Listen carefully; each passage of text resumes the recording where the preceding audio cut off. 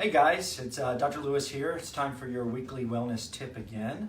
Hope you guys are having a great week so far. You're halfway through. And I want to give you one tip that could save your life potentially this summer. Today's the last day of school for most people here in South Carolina.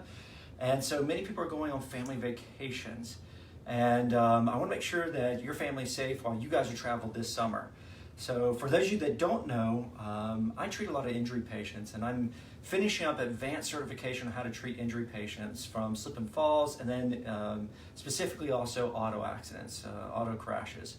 So I've been doing a lot of training in this for this advanced certification, and one thing came up and would readily point to me was how to remain safe and how to potentially survive a car crash that could potentially be fatal, or even, if not fatal, seriously injure you if you're not protected.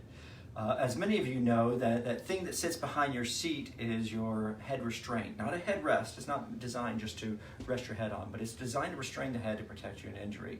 We remember cars from back in the 50s and sometimes even early 60s before they had the headrest in there.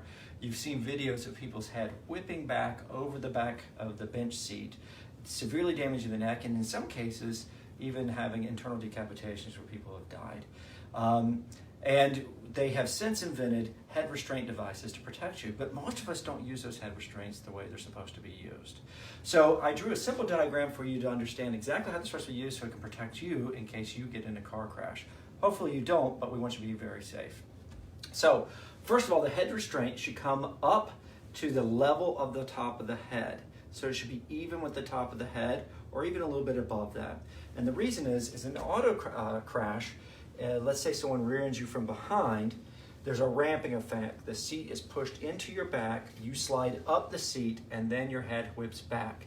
If the headrest is too low, it actually creates a fulcrum, and the head restraint can actually cause more damage than if there wasn't one there before. Also, your head should be less than 2 inches away from that head restraint. Less than 2 inches away creates a smaller crumple zone for that ramping effect, that you're seated more firmly against the head restraint and the seat back. This also helps your airbags to work more effectively in conjunction with the seat belt and the head restraint. Seat belts and head restraints save lives, but sometimes seat belts can actually cause more damage because they hold the body in place and the head whips back and forth. That's why we have the head restraint device now. So this is the proper way here in this diagram to have your head restraint.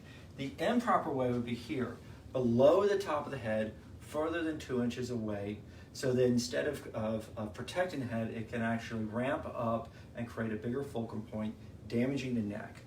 Now, if you've been in a car crash, we recommend that you seek medical care. Make sure that you get treated right away and don't delay. Even if you don't have significant injuries right away, if you feel like, I feel okay, let's see if it goes away, you still want to be checked out by somebody who knows what they're doing and knows how to treat injury cases. One thing you can do before you go on your trips this summer is check out IIHS.org. The Insurance Institute for Highway Safety has compiled the most data about our automobiles and if they're safe or not. So if you check that website out, you can find out how your automobile did in its inspections. Not just overall, but in each individual area. For example, some cars do great in crumple zones, but do poorly in head restraints. And you want to get the best of all those protections so that you're best protected during an auto crash. So, first of all, make sure that your head restraints are in their proper positions. Make sure your seatbelts are working well, your airbags are working well before you go on your vacation this summer. If you do get in a collision, get checked out by somebody that knows what they're doing and knows how to take care of you. One thing you may want them to do if you've been in an auto accident is check for a motion study X-ray series to see if there's any ligamentous damage in any of these areas that could be injured. We hope you have a very healthy and safe summer. We look forward to seeing you guys when you get back from vacation. And if there's anything you can any answers that you need, just post your comments and post your questions, in the comments below. We'd be more than happy to answer those.